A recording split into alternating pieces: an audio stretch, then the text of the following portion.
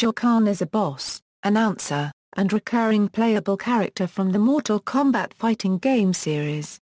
Introduced in Mortal Kombat II in 1993, he is the primary antagonist of the video game series and extended franchise. Shao Kahn is depicted as a brutal warlord who is the emperor of the mystical realm Outworld. Feared for his godlike strength and knowledge of black magic, he seeks to conquer all of the realms of the Mortal Kombat universe and merge them with Outworld. Shao Kahn is one of Mortal Kombat's most celebrated villains. While he is noted as a difficult boss, publications and critics have praised his design, in-game abilities, and mannerisms, particularly his quirk of mocking and taunting players. Appearances: Mortal Kombat video games. Prior to the events of the game series, Shao Kahn was Outworld's protector and an advisor to the realm's ruler, Onaga. Eventually, Shao Kahn poisoned Onaga, claiming his throne and his armies. Kahn continued to add lesser realms to Outworld, including Edenia, whose Queen Sindel and Princess Kitana were forced to be Kahn's wife and personal assassin, respectively. Sindel killed herself to escape Kahn, who keeps her soul in Outworld. Kahn first appears in Mortal Kombat II as the game's final boss and main antagonist.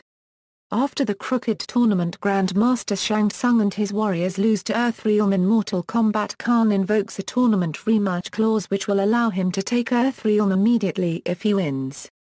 Though he lures Earth's warriors to Outworld to kill them, he is defeated by the Shaolin monk Liu Kang, which halts his plans. Mortal Kombat III features Shao Kahn as the final boss again.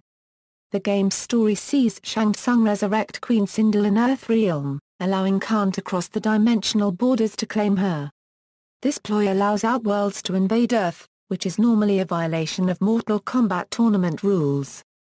Billions of people die as Kahn strips their souls to empower himself and begins to merge Earthrealm with Outworld. Kahn sends extermination squads to kill the chosen few who were protected from this fate. Eventually, Liu Kang again trounces Kahn, and he and his Outworld armies retreat, restoring Earth and Edenia to normal. After being absent from Mortal Kombat IV, Shao Kahn has a brief cameo in Mortal Kombat: Deadly Alliance. The Emperor, weakened from battle with Edenia and abandoned by many of his finest soldiers, is killed by the titular alliance of Shang Tsung and Quan Chi. He makes a playable appearance in the Nintendo GameCube version of Mortal Kombat: Deception, where it is revealed that the Deadly Alliance killed a decoy. Kahn sets out to reclaim his empire from a resurrected Onaga. In Mortal Kombat: Armageddon, Shao Kahn is playable once more. In the game's story, he is the ruler of Outworld again after Onaga's defeat. He forms an uneasy alliance with Quan Chi, Shang Tsung, and Onaga to defeat Blaze and seize his godlike powers. Though the alliance falters, Kahn outlasts all other combatants, kills Blaze, and takes the ultimate power, causing Armageddon. In 20LL's Mortal Kombat reboot, Shao Kahn is once again the main antagonist and unplayable final boss of the game's arcade ladder and story mode, the latter of which concatenates the plots of Mortal Kombat, Mortal Kombat II, and Mortal Kombat III into a cohesive story. After gaining the power of Blaze, Kahn kills Raiden, but not before Raiden sends prophetic messages to his past self using his broken talisman. The talisman periodically informs the younger Raiden of his progress in preventing Armageddon. As Shao Kahn invades Earthrealm, Raiden decides not to stop Kahn's attempts to merge Earth with Outworld. Kahn pummels a surrendering Raiden until the Elder Gods, enraged by Shao Kahn's violation of Mortal Kombat rules, empower Raiden, which allows him to kill the Emperor. This prevents Armageddon and returns Earthrealm to normal. Crossover appearances: Shao Kahn and Darkseid are the key villains in the crossover game Mortal Kombat vs. DC Universe, though both are playable characters. In the game's plot, a defeated Shao Kahn limps into a graveyard where he meets with his secret ally Quan Chi. They are confronted by Raiden, who uses a lightning bolt on Shao Kahn, which knocks him into Quan Chi's unregistered trademark S-portal. This event, along with a parallel one between Superman and Darkseid in the DC Universe, results in the creation of Dark Kahn, who serves as the main antagonist in the game. After Dark Kahn is defeated, Shao Kahn ends up in the DC Universe's Darkseid's throne room, where he discovers he has lost his powers. He is promptly imprisoned in the Phantom Zone.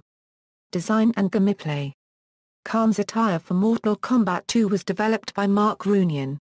Kahn started out unmasked and with large gnashing teeth similar to Baraka, since everyone from Outworld was originally supposed to be of Baraka's race. The idea of all inhabitants of Outworld being Tarkatan was later dropped. It was originally stated that Shao Kahn is a demonic character, and his monstrous visage from the official comic books, as well as Mortal Kombat, Shaolin monks lends credibility to that. However, in the most recent games he appears to be more along the lines of a large, powerful human.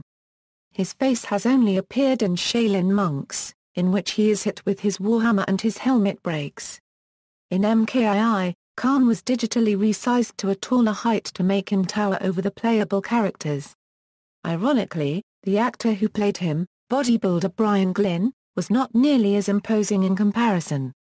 A photograph published in GamePro of Glynn and Mortal Kombat co-creator Ed Boon standing side by side, which was snapped during production of the game, showed that Boon was taller. In many official depictions of Shao Kahn made by Midway, he is shown wearing a cape, though he never wore one in his original digitized appearances. Mortal Kombat: Deception was the first time in which he wore the cape in-game. Mortal Kombat sound designer Dan Forden explained that the reason for Kahn not wearing the cape in earlier games, in addition to Cable not being able to wear a trench coat in Mortal Kombat III, was that loose flowing clothing took up memory. Shao Kahn originated as an unplayable boss character in MKII. He is fought as a boss in most of his appearances, but became a player character for the first time in the home ports of MK3 as an unlockable character. He would also be playable in the home ports of Ultimate Mortal Kombat 3, Mortal Kombat Trilogy, the Nintendo GameCube and PlayStation portable versions of Mortal Kombat: Deception, Mortal Kombat, Armageddon and Mortal Kombat vs. DC Universe. In Mortal Kombat, Shao Kahn is once again a non-playable boss. He is also the final boss in the beat-em-up spin-off, Shaolin Monks. Shao Kahn's special moves consist mainly of powerful shoulder barges, magical projectiles, and attacks with his signature giant maul, the Wrath Hammer. In some of his appearances as a boss, blocking Kahn's attacks will stun the player. Since his debut, the character's main quirk has been taunting players before, during, and after rounds with such statements as "Feel the power of Shao Kahn. Bow to me. And it's official, you suck." Other appearances. Shao Kahn makes his first appearance in MK comic books during the Battlewave miniseries by Malibu Comics, though he already was present in the first, Blood and Thunder. Shao Kahn remained mostly faithful to his game counterpart, being the Emperor of Outworld and attempting to take Earthrealm for himself. In Battlewave, Shao Kahn would arrange a different plan to open the portals.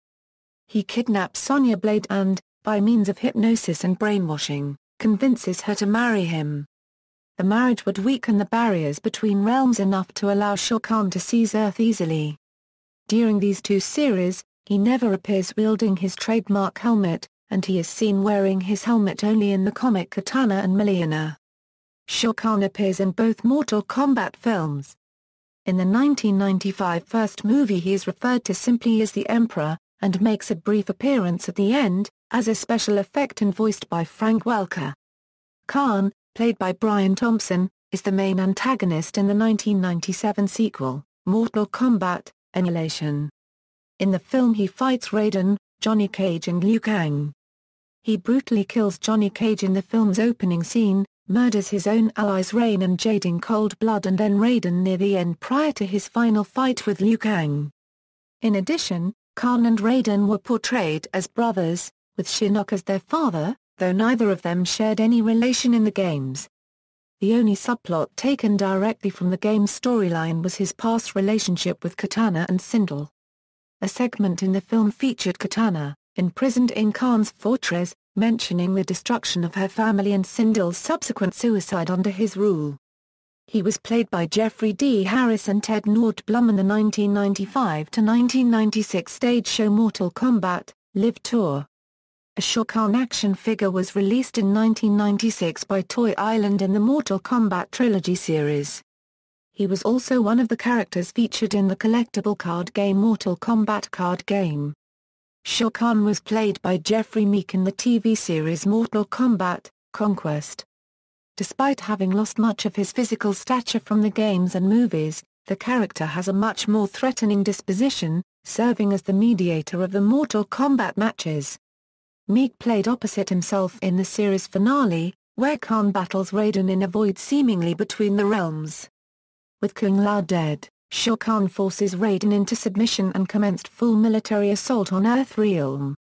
The series was discontinued following this event. He also makes several appearances in the cartoon series Mortal Kombat: Defenders of the Realm, in his usual role of Outworld's Emperor and the leader of enemy forces. He was voiced by John Vernon and Michael Desbars in separate episodes. Alex Pornovic portrayed an unmasked Shao Kahn for the web series Mortal Kombat: Legacy two-part episode Katana and Mileena, dealing with his early rule over the conquered Edenia and an alternate version of his relationship to Sindel, Katana and Mileena. Reception. Shao Kahn has been nominated to Nintendo Power Awards 94 and 95 in the category Worst Villain of the Year, coming second place for 1995. In the eliminations of GameSpot's vote poll for the title of all-time greatest game villain, Shao Kahn won against Officer Tenpenny from Grand Theft Auto, San Andreas but barely lost to General RAM from Gears of War.